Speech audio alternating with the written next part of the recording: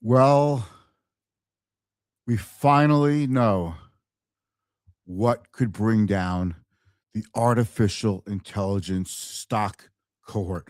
We finally know what could stop it in its tracks. And it's shockingly ordinary. It's simply two words: higher interest rates. We're finding that out because when yields started to spike and the 30-year Treasury bond surpassed 5%, and the yield in the 10-year is 4.6 and change, a pretty big move up in the last couple of weeks. And you saw the AI stocks start to get hit. We hit record highs in the major averages last week. They backed off Friday, worries about higher interest rates. And that's what it is, because you have an entire sector, an entire massive move in a handful of stocks. It's almost like a giant comet and they're pulling other rocks and debris with them. Other stocks are going up because of the AI trade. But what you really have is an industry where no one's making money yet. Now, I hear what you're saying. Microsoft is making money. NVIDIA is making money. NVIDIA's numbers come out tomorrow. Whenever you watch this video, by the way, this information is going to be relevant. Okay, don't worry about tomorrow. What I'm saying is, when let me just rephrase that, because somebody's going to say, "Don't worry about tomorrow." Of course, we worry about tomorrow, especially for investors. But what I'm saying is, this is pretty much a long-lasting, somewhat evergreen topic for the AI stock cohort. NVIDIA's numbers come out tomorrow. That is the major financial event of the week. It's the biggest deal there is. Why? Because NVIDIA is the center of AI. They're the middle. They are in the middle of the whole thing. You could take a whole AI cohort of stocks and the whole industry, put it all together, and NVIDIA is like right there in the middle. So their numbers are a huge deal. They're expected to be up. They're expected to be strong. They're going to start returning cash to shareholders. They could be generating $1 trillion a year in cash flow, possibly in a couple of years. I heard one analyst on CNBC say today. We'll see. But we had the railroad bubble. We had the electricity, electrification bubble. We had the internet bubble. Now, before you say, does that mean I'm implying or trying to scare you to think there's an AI bubble? I don't know. Could be. If you follow my content, I always tell you what you should do in case we are in a stock market bubble. That's for another day. Watch the post that I put up on yesterday. Check that out. If you follow me on LinkedIn, Instagram, or our Facebook page, Client First Strategy, it's right there for you to see. So that's the big deal. That's the big number. That's the big deal in terms of financial economic news of the week. NVIDIA's numbers come out, and we'll see. Do they say the AI investment theme is steady? Is it getting stronger? I think investors do need to see it get stronger. I don't think steady is good enough, as great as it is. I think they need to show something with acceleration. Lots of companies are devising ways to deliver your artificial intelligence using less electricity, more efficient with tokens, better security, chips that are cheaper to run, chips that could do more for less money, all kinds of ways that the AI industry is becoming more efficient. That might not be such a great thing for NVIDIA, because NVIDIA's chips are very expensive and very power hungry. Okay. Let's say we get into the main topic: what could bring down the AI trade? Shockingly simple: higher interest rates. And we see that when interest rates start to spike, we see AI related stocks go down. What's the deal with that? AI stocks are valued on what they're going to earn in the future. Money losing companies like Anthropic, which makes Claude, and OpenAI, which makes ChatGPT, they're not making money. When you say, well, what about Alphabet? Because they've got the the cloud, the gigawatt centers. Well, first of all, they're spending a lot of money digging into cash flow. That's why Amazon, for example, is issuing debt. That's why these companies are laying off people. Meta is laying off 10% of its workforce because they need to cut expenses any way they can so they could continue to invest more and more into AI. I think that trend continues because as long as these large mega cap tech stocks see as the key to their survival, as long as they see that they have to dominate, AI as the key to their survival, the spending is going to keep going. I don't think it slows down. And if one company spends more, the others have to spend more because ultimately, who's going to deliver all the compute power that you need to run your chat GPTs and your Claudes of the world and your agents and all that? Who's going to do it? Right? So somebody wants to be the last man standing. And that is it's tough to see who's the last man standing in this group. They're not making money. Now, if you're selling picks and shovels like NVIDIA, like Marvel, like Broadcom, if you're selling data center technology, the use of your data centers like Microsoft and other companies, that's a different story. But the actual artificial intelligence product that you use, that you interface with, that has not yet become profitable for anybody. But the future earnings are expected to be so good that if you believe they're going to be so good, you'll buy AI stocks, AI related stocks now because you think those earnings are going to justify your investment today. Even if your investment is a very high valuation, you think the earnings are still going to be so strong in the future that you're willing to take a shot today and pay up for AI stocks, AI related stocks that are up huge in the last year, some just in the last month. I think Intel is up like 400% in the last year.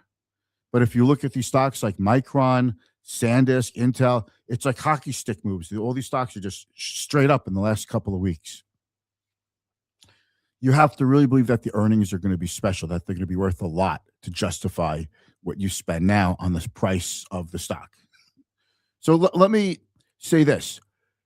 If interest rates go up, it makes the value of those future earnings a little bit less. And if interest rates go up more, it makes the value of those future earnings worth even a little bit less, and so on and so on. That is what is spooking some people in the stock market. When people talk about a bubble, we don't know if we're in a bubble. I talk about bubbles all the time because it's such a fascinating topic. When you say bubble, people pay attention, they listen to it. We don't know if we're in a bubble until the bubble bursts. And just because a bubble bursts doesn't mean the technology goes away. I said at the top of the show, we had a railroad bubble when so many railroad stocks were going up and you couldn't get enough of investors kept buying railroad stocks in the 1880s. And then companies went bust, stocks went down, but the railroad industry kept growing. Think about that. Can you live today without the railroad industry? No. Same thing with cell phones, cellular technology, internet boom. Today, we can't live without the internet. But just because you have a great technology doesn't mean the stocks behind it, it doesn't mean that the stocks of the companies behind it have to keep going up. They could go down 70, 80, 90%. But the industry will keep going forward. Believe me when I tell you, the industry today, the technology, let me say, the internet today is way bigger than it was 25, 26 years ago when the tech bubble popped. Companies are making more money today, more revenues, but still, it took 25 years for Intel and Cisco stocks to recover. Amazon, which was the best of the best, still went down 90% in value. If Lucid went down 90% in value, it would be a $20 stock. Think about how far that is. Think about how awful it was to be in the stock market when $100 stocks, $90 stocks, $200 stocks were down $20, $30 a month. You just saw your brokerage account, your 401k, you saw your money literally evaporate. It just evaporated in a very short amount of time. Yet the internet kept rocking and rolling and got bigger and bigger. There was no interruption, and usage of the internet. The technology got cheaper. We figured out ways to put more data through fiber optic cables, and it just got bigger and bigger. And then all of a sudden, the big rage at one point was, high speed internet access. Well, everyone has high speed internet access today. No one has slow speed internet access. So let's talk about this. Interest rates are going up. They've been going up. Will they continue to go up? We shall see. But I'm going to tell you what, there's an inverse relationship between the bond market and interest rates. And if you want to know how we read this, when interest rates go up, bonds go down. Bond prices actually go down because new bonds are being issued with higher yields. So investors sell the old bonds to buy the new bonds, until the old bond prices go down enough to the point where the interest rates go up to where the new bonds are. And the higher interest rates go up, the more that cycle continues. Now, we've had so many things to worry about. War in Iran, sky-high energy prices. A lot of people are feeling like we're in a recession. Lots of people in the economy are in a recession. Labor, finding a job is getting tougher and tougher. The layoff announcements are really starting to add up. There's lots of things to worry about. Political ballets and tremendous dissatisfaction on the part of consumers with the war in Iran. Consumer confidence is at or near all-time lows. And yet, the stock market keeps going up on the back of AI-related stocks. The AI theme is powering everything. The only thing that's hurt it that we can find so far is spiking interest rates. And there are three reasons why yields could keep rising. Okay, first one is oil and inflation. Now, people talk about oil like it was, oil will go right back down. Gas will go back down to the twos. This is temporary. That's been the mantra of Wall Street, to be bullish. This is all temporary. Well, we've been in this war now for almost 3 months. It's not temporary anymore. It's now becoming factored into consumers' personal finance. Large companies are now factoring in these higher fuel prices as a full-time thing in terms of what they're going to be paying labor, in terms of where they're going to cut costs. I don't think this is a temporary spike, and I think you agree. This is not just a temporary spike anymore. In the recent jump in inflation, which we've had in the producer price index, the consumer price index, price of oil. And think about it, oil is not just about diesel and gasoline. If you think about oil, asphalt is a petrochemical. It's carbon-based, hydrocarbon-based product. The plastic in your phone is made with oil. So it's not just the cost of transportation, not just the cost to transport your groceries from farm to supermarket to your table. It's the cost of the boxes, of the plastic wrapping. It's the cost of the tires. It's the cost of everything that the truck is made out of. Everything is going up. It's incipient and it's everywhere. So that's reason number one. Reason number two, and I said there are three reasons, and of course, I have my notes. It's kind of a debt spiral of Treasury issuance. You see, we are piling up the national debt. We're adding like $1 trillion every couple of months now. The national debt is rising like crazy. It's not just like this is our debt and this is what we have to pay. And as it goes up, investors who would buy bonds, because that's how the U.S. government borrows money, it issues bonds, people don't want to say, well, I'll buy a 10-year for 3%. Now they want 4.6%. The interest rate cost that the United States Treasury has to pay is going up, which means the cost of the budget is getting blown out. So the debt is costing us more money, which means we have to borrow even more money. And it becomes a spiral because the more expensive the debt becomes, the less we really get from the debt. So the more we have to borrow. And eventually the world is so stuffed with treasuries that it says, I'm only buying treasuries if you pay me a much higher yield. That's the supply issue of the debt. So debt issuance, it's a real driver to higher yields. Now, that's been a problem for a long time, but it's the higher interest rates, it's the inflation at the same time as the higher issuance at the same time, okay? That's what's driving it. That's too much to bear on top of all the other negatives that we already spoke about. Lastly, Kevin Warsh. He's the new Fed head. We have a new Federal Reserve chairman. His name is Kevin Warsh, who was nominated by President Trump. Now, he also nominated the outgoing Federal Reserve Chairman, Jerome Powell, who I like very much. And by the way, he's staying on the Fed for a while. He doesn't lose his Fed seat. He's just no longer chairman of the Fed. The thing about Kevin Warsh and the reason why a lot of people like him, it's because he doesn't like the financial chicanery that the Federal Reserve was engaging in. You might or might not call it chicanery. We'll call it specialized tools like quantitative easing, where the Fed would print money, where it would just issue bonds out of thin air.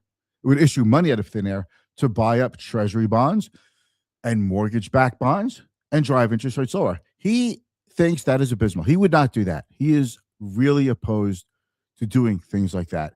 And there's really no reason for him to lower interest rates because we have rising inflation. The Fed has never come close to its 2% inflation target, even though it's been trying. We thought it could get there for a little while, but at this point, people are actually investors. Okay, according to the Fed CME watch tool, investors are actually expecting an interest rate hike this year, not interest rate cuts. And at the beginning of the year, we were talking about the Fed's going to cut rates 2 or 3 times. That's out the window. So there's really not much that the Federal Reserve Chairman, the incoming chairman, Kevin Warsh, could do. So for those 3 reasons, I think we're stuck with higher interest rates for a while. And I don't really see a reason why interest rates would go down unless we actually go into such a severe recession that it completely crimps demand for everything, demand destruction for toys, for fuel, for needs, necessities, discretionary goods, for everything. I don't think we're at that point because people who are the well-heeled consumer are still spending plenty of money. And don't forget, there is still a ton of home equity wealth and stock market wealth for consumers to tap into to keep the party going. So that's where we stand. I don't see rates really helping the AI trade, but I do see them hurting it. So we finally see, I should say hurting, let's say it scares it. That's a better word. I don't want to be making predictions here. I'm just saying the higher interest rates seem to scare investors who are holding on to their AI stocks. And that's where we are now. And that's something you need to understand because going forward, it's not just about the gigawatts anymore. It's about the interest rates. Thanks for watching. My name is Mitch Goldberg. You can follow me here almost every day for educational content. I hope you do. If you have any questions, ask me in the comments, and I will be sure to get back to you. Thank you.